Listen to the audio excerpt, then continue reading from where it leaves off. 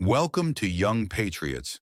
You gotta watch this. My name is Ibrahim Traoré, and what I'm about to reveal will shatter everything you think you know about global power. 3 weeks ago, the silence of the night was broken by a call. It lasted exactly 47 minutes. The voice on the other end spoke flawless English, but I could hear the fear behind every word. And here's the shock. The call didn't come from Washington, Paris, or London. It came from Beijing. President Traoré, he said, we need to discuss your recent activities with African Americans. These partnerships you're building, they're causing concern among people who have invested heavily in Africa's future.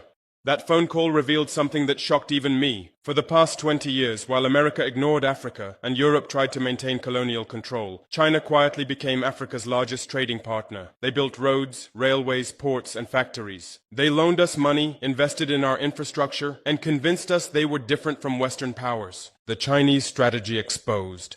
Let me tell you a story that will shock you about how China really sees Africa. 5 years ago, I was a young military officer attending a security conference in Ghana. During a break, I overheard a conversation between two Chinese officials that they assumed no one else could understand. They were speaking in Mandarin, but I had learned basic Chinese during my military training. One official was complaining to the other about African demands for technology transfer and local hiring requirements. The other responded with something that made my blood boil. Don't worry, Africans are excellent at consuming but terrible at innovating. They'll always need us to build their infrastructure and manage their resources. The key is to keep them dependent. That conversation opened my eyes to China's real strategy in Africa. It wasn't partnership, it was a sophisticated form of economic colonialism, designed to make us dependent on Chinese technology, Chinese loans, Chinese expertise, and Chinese decision-making. Here's how their system works. China loans African countries money to build infrastructure. But the loans come with conditions. Chinese companies must do the construction. Chinese workers must fill most of the jobs. Chinese technology must be used exclusively. And when African countries can't repay the loans, China takes control of the infrastructure they built. They call it the Belt and Road Initiative. I call it the Debt and Control Initiative. But here's what China didn't anticipate. They assumed that Africa would always be desperate for outside expertise and investment. They never imagined that 50 million African Americans with $1.6 trillion in purchasing power and centuries of innovation experience would remember they were African and decide to come home. That's when their carefully constructed plan started falling apart. The moment China realized they had a problem, 6 months ago, something happened that sent shockwaves through Beijing's Africa policy establishment. A Chinese state-owned company had been negotiating to build a telecommunications network across West Africa. They had spent 3 years and millions of dollars on lobbying, feasibility studies, and relationship building. They were confident the contract was theirs. Then Marcus Johnson happened. Marcus, the African-American software engineer I told you about in my previous message, had formed a partnership with technology companies in Nigeria, Ghana, and Burkina Faso. Instead of importing Chinese telecommunications infrastructure, we decided to build our own using African-American expertise and African innovation. Marcus's team didn't just match Chinese capabilities, they exceeded them. They designed systems that were more secure, more affordable, and more adaptable to African conditions. Most importantly, they trained African engineers to maintain and upgrade the systems independently. When the West African telecommunications contract was awarded to African companies supported by African American expertise instead of Chinese state enterprises, something unprecedented happened in Beijing. For the first time in 20 years of African engagement, China lost a major infrastructure contract, not to European or American competitors, but to Africans, working with African Americans. That's when Chinese officials realized they weren't just competing with Western powers for African markets anymore. They were competing with Africa itself. The secret meeting in Beijing.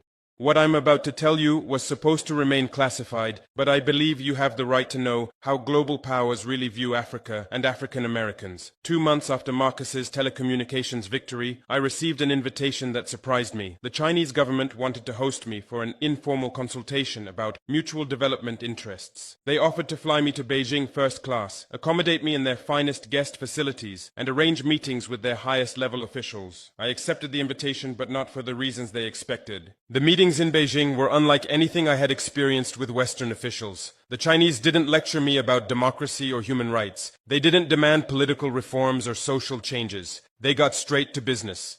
President Traore, the Chinese foreign minister, said during our first meeting, China has invested over $200 billion in African development over the past 2 decades. We have built roads, railways, ports, and power plants that have transformed African economies. We have provided loans when Western banks wouldn't. We have created jobs when Western companies wouldn't invest. Then he said something that revealed their true concern. But now we hear that you're encouraging African Americans to invest in African infrastructure projects. We're concerned that inexperienced diaspora involvement might disrupt carefully planned development strategies. I asked him what he meant by inexperienced, and his answer shocked me.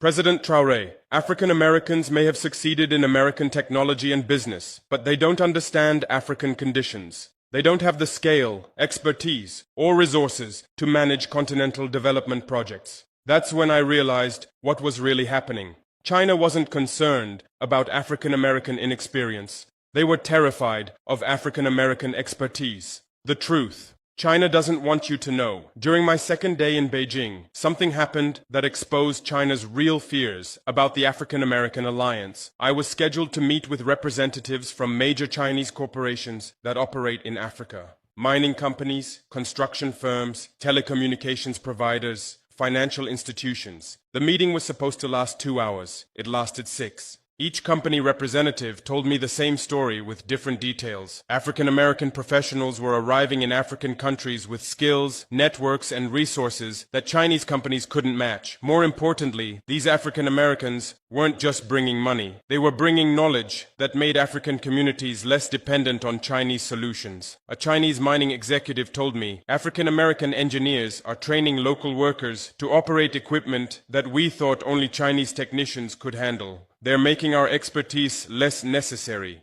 A Chinese telecommunications representative complained, African American tech experts are helping African companies develop software solutions that compete directly with our products. They're creating alternatives where we thought none existed. But the most revealing comment came from a Chinese financial services executive. African Americans understand both American market systems and African community needs. They're creating financial products that serve African populations better than anything we can offer. They're making Chinese financial services irrelevant. That's when I understood what was really terrifying China. For 20 years, they had positioned themselves as Africa's only alternative to Western dependency. They had convinced African leaders that Chinese partnership was our only path to development and modernization. But African Americans were proving that Africa had another option. An option that didn't require dependency on any foreign power. An option that combined African resources with African American expertise to create genuinely African solutions. The economic war begins. What happened next proved that China would fight to maintain their African dominance.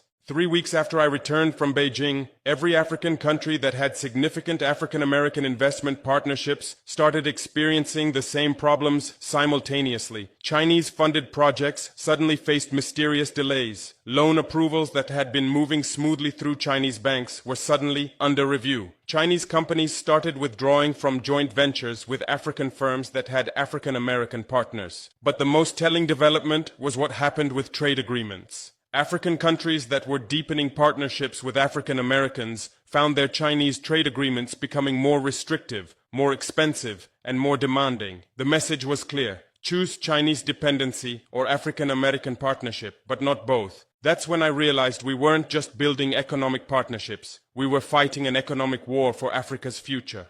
But China underestimated something crucial about the African American alliance. They assumed we would respond to economic pressure the way individual African countries had always responded, by backing down and accepting dependency. They were wrong.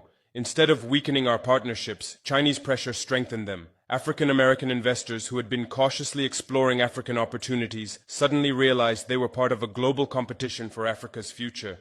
That realization changed everything. Dr. Keisha Williams, the renewable energy expert I mentioned before, told me something that perfectly captured this transformation. When I first started working in Africa, I thought I was just building solar installations. Now I realize I'm part of a movement to free Africa from energy dependency on any foreign power. Within months, what had started as individual partnerships between African countries and African American professionals became a coordinated network of African American economic cooperation. African American investors started prioritizing African projects over other international opportunities. African American professionals started viewing African partnerships as career-defining opportunities rather than interesting side projects. African American institutions started treating Africa as a strategic priority rather than a charitable cause. But most importantly, we started sharing information, resources, and strategies in ways that made our collective impact greater than the sum of our individual efforts. The breakthrough that changed everything. 6 months ago, something happened that I believe will be remembered as the moment Africa truly began to liberate itself from all forms of foreign dependency. Dr. Michael Thompson, the African-American cardiovascular surgeon, had been working with our Ministry of Health to design African medical training programs. During one of our planning meetings, he said something that sparked an idea that would change everything.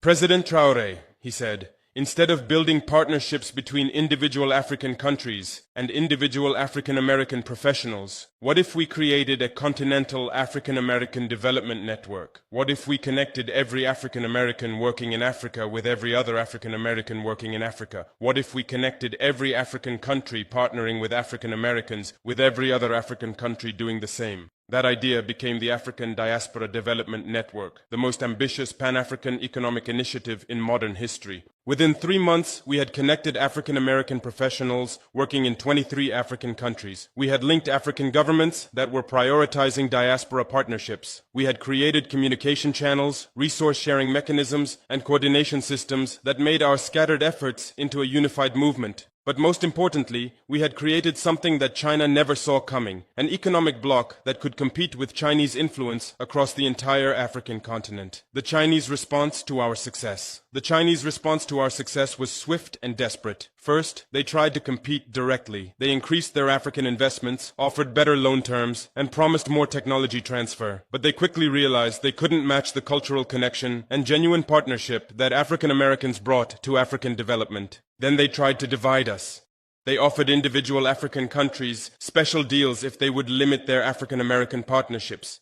They offered African American entrepreneurs lucrative opportunities in Asia if they would reduce their African investments. When those tactics failed, they resorted to something I never expected. They tried to copy us. Chinese companies started hiring African Americans as consultants and advisors, hoping to replicate the cultural connection that made our partnerships so effective. Chinese institutions started offering scholarships to African American students, hoping to create loyalty to Chinese interests. But what they couldn't replicate was the authentic family bond that drives African American cooperation. They couldn't manufacture the pride that African Americans feel when they contribute to African success. They couldn't create the sense of homecoming that motivates African Americans to invest their best efforts in African projects. That's when I knew we had won something more important than economic competition. We had proven that authentic relationships are more powerful than strategic interests. The global implications. What we've built together over the past 2 years isn't just changing Africa and African America. It's changing global power dynamics in ways that extend far beyond our communities. When Africa becomes less dependent on Chinese infrastructure, Chinese global influence decreases. When African Americans prioritize African investment over other international opportunities, capital flows in directions that strengthen black communities instead of foreign powers. When African countries work together with African American expertise, we create economic models that other developing nations can follow.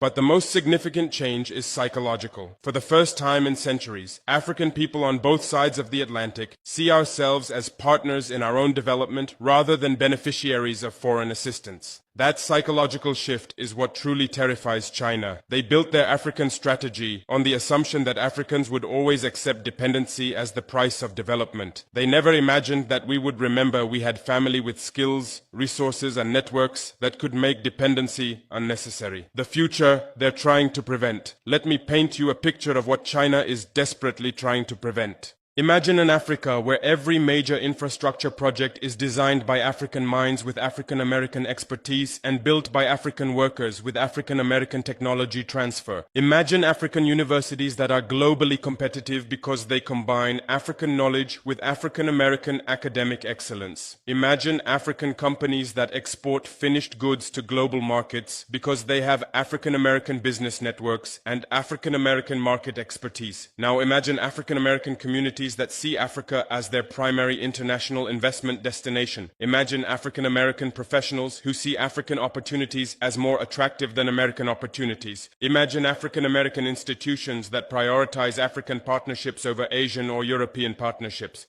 That's not just African development. That's the emergence of a global black economic power center that rivals China, Europe, and any other regional bloc in economic influence and cultural impact. China invested $200 billion in Africa over 20 years to prevent exactly this scenario. But we're creating it anyway, using resources and connections they never anticipated and can't replicate. The choice that will determine the future. So here we are, at a moment that will determine whether Africa and African America fulfill our potential or continue to let others control our destiny. China has made their choice clear. They will fight to maintain their position as Africa's dominant foreign partner. They will use every tool at their disposal, economic pressure, diplomatic influence, strategic competition, to prevent African American cooperation from threatening their interests.